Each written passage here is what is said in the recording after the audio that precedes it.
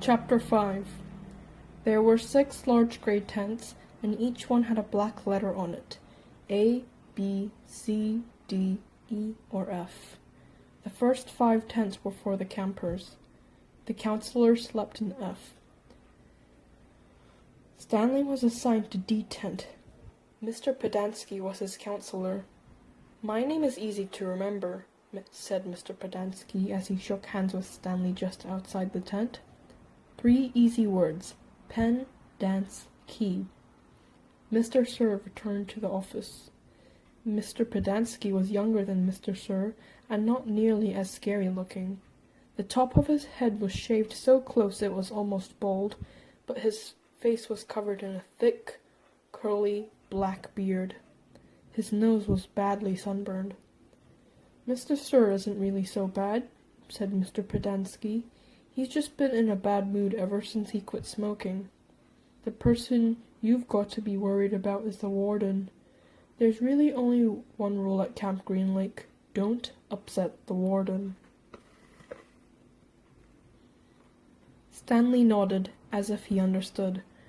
"I want you to know, Stanley, that I respect you," Mr. Pedansky said. "I understand you've made some bad mistakes in your life. Otherwise you wouldn't be here. But everyone makes mistakes. You may have done some bad things, but that doesn't mean you're a bad kid." Stanley nodded. It seemed pointless to try tell his counselor that he was innocent.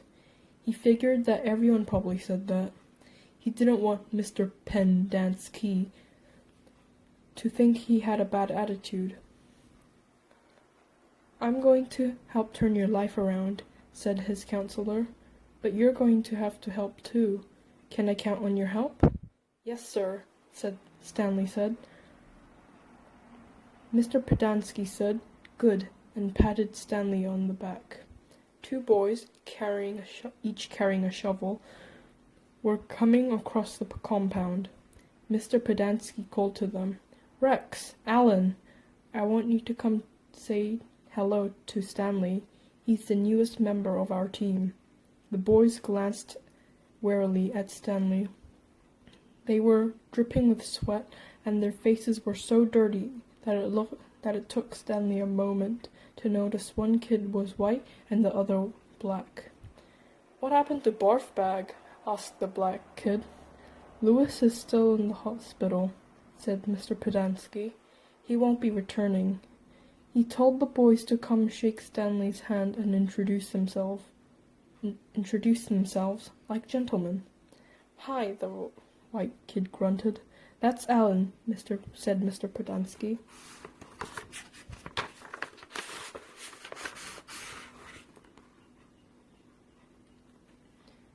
"My name's not Alan," the boy said. "It's Squid, and that's X-Ray."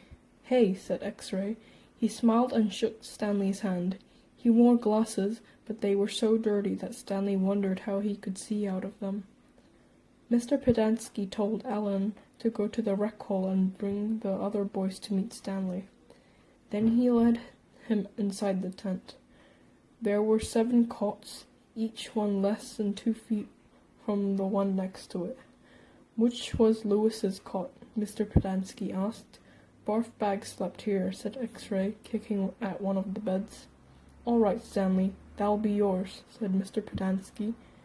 Stanley looked at the cot and nodded.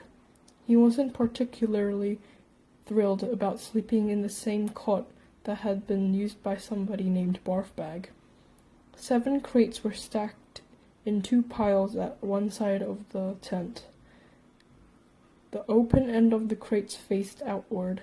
Stanley put his backpack, change of clothes, and a towel in what used to be Barf Bag's crate.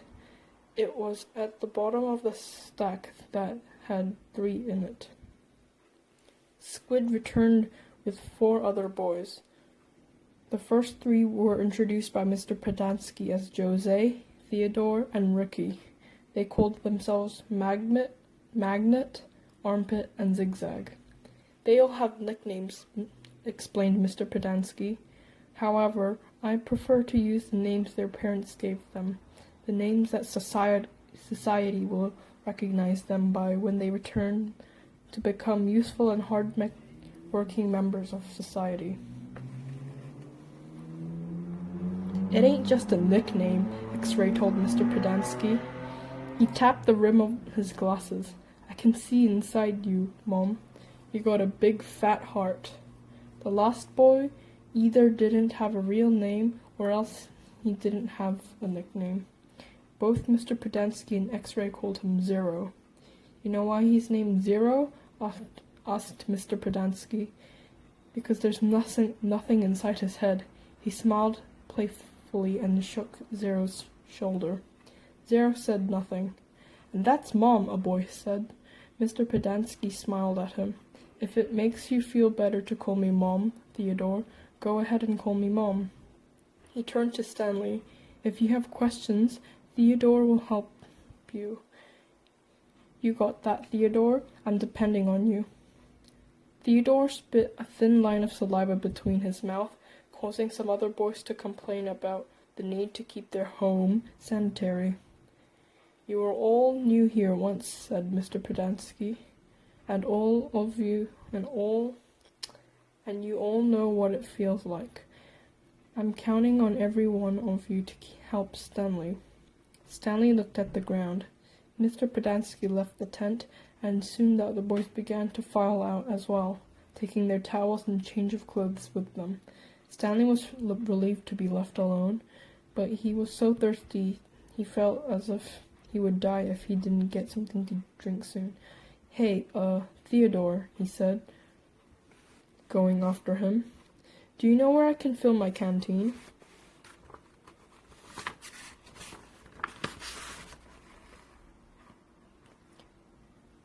Theodore whirled and grabbed Stanley by his collar. My name's not Theodore, he said. It's Armpit. He threw Stanley to the ground. Stanley stared up at him, terrified. There's a water spigot on the wall of the shower stall. Thanks, Armpit, Stanley said Stanley. As he watched the boy turn and walk away, he couldn't for the life of him figure out why anyone would want to be called Armpit. In a way, it made him feel a little better about having to sleep in a cot that had been used by somebody named Barfbag.